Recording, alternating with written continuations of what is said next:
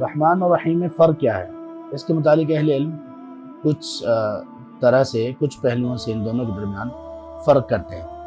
پہلا فرق وہ یہ بیان کرتے ہیں کہ الرحمن میں جو صفت اللہ تبارک و تعالیٰ کی صفت رحمت ہے وہ دنیا میں تو تمام مخلوقات کے لیے ہے، یعنی الرحمن میں پائی جانے والی صفت رحمت اس کو اللہ تعالیٰ نے دنیا میں تمام مخلوقات کے لیے رکھا ہے، وہ انسان ہو یا حیوان، کوئی بھی جاندار چیز ہو، سب کے لیے ہے۔ وہ انسان، جنات، فرشتے ہوں، تمام کے لیے اللہ تعالیٰ نے اس رحمت کو، اس صفت کو رکھا ہے۔ انسانوں کے لیے بھی ہے، جنوں کے لیے بھی ہے، اور بلا تفریق ہے، مسلمانوں کے لیے بھی ہے، کفار کے لیے بھی ہے، یعنی تمام مخلوقات کے لیے۔ جب ہم تمام مخلوقات کہتے ہیں یا مخلوق کہتے ہیں تو اللہ کے سوا سب کچھ اس سے مراد ہوتا ہے۔ تو اللہ کی جو صفت الرحمن میں اللہ تعالیٰ کی جو صفت رحمت ہے وہ دنیا میں تو تمام مخلوقات کے لیے ہے، لیکن آخرت میں صرف مومنوں کے لیے ہوگی، جبکہ الرحیم میں صفت رحمت قیامت کے دن کے لیے ہے اور محض مومنوں کے لیے ہوگی۔ تو یہ دیکھیے، الرحمن دنیا اور آخرت دونوں میں اس کا اثر ہے، اور الرحیم کا حقیقی اثر وہ آخرت میں ہے اور ہے بھی مومنوں کے لیے۔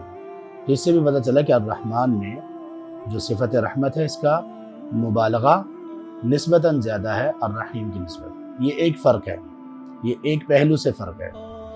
دوسرا فرق اہل علم یہ بیان کرتے ہیں کہ الرحمن صفت ذاتیہ پر دلالت کرتا ہے۔ ہم نے پیچھے اللہ تعالیٰ کی صفات کی اقسام میں پڑھا، اللہ کی کچھ صفات صفات ذاتیہ ہیں اور کچھ صفات صفات فعلیہ ہیں۔ الرحمن اللہ تعالیٰ کی ان صفات میں سے ہے جو صفات ذاتیہ ہیں، یعنی جن کا تعلق اللہ کی ذات کے ساتھ ہے اور وہ اللہ کی ذات کے ساتھ ہمیشہ کے لیے متصف ہے، کبھی بھی اللہ کی ذات سے الگ نہیں ہوتی وہ صفات۔ جبکہ الرحیم صفت فعلیہ پر دلالت کرتا ہے، یعنی الرحمن اللہ تعالیٰ کی وہ صفت ہے کہ جو اللہ تعالیٰ کے ساتھ ہمیشہ سے موجود ہے، جیسے علم، قدرت اور دیگر اللہ سبحانہ وتعالیٰ کی صفات۔ جبکہ الرحیم یہ صفت فعلیہ ہے۔ اس کا مطلب کیا؟ جب اللہ تعالیٰ نے رحم کرنا ہوتا ہے کسی پر، کسی بھی اعتبار سے، تو اس کو صفت فعلیہ کہا جاتا ہے، تو اس کے لیے الرحیم کا لفظ زیادہ موزوں ہے۔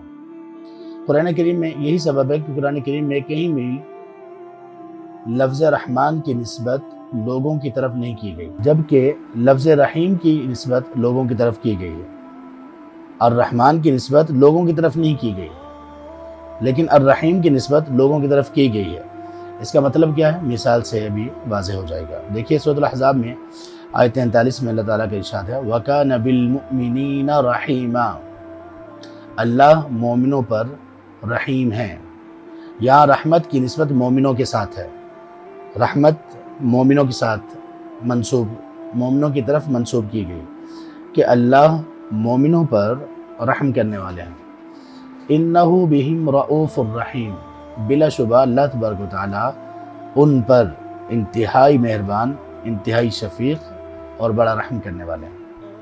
ان دونوں میں اللہ تعالیٰ نے اپنی صفت رحمت کو لوگوں کے ساتھ منسوب کیا، اور اس کے لیے کون سی صفت استعمال کی؟ رحیم، رحمان کو استعمال نہیں کیا۔ جبکہ جو صفت الرحمن ہے وہ لوگوں کی طرف منسوب نہیں ہوگی۔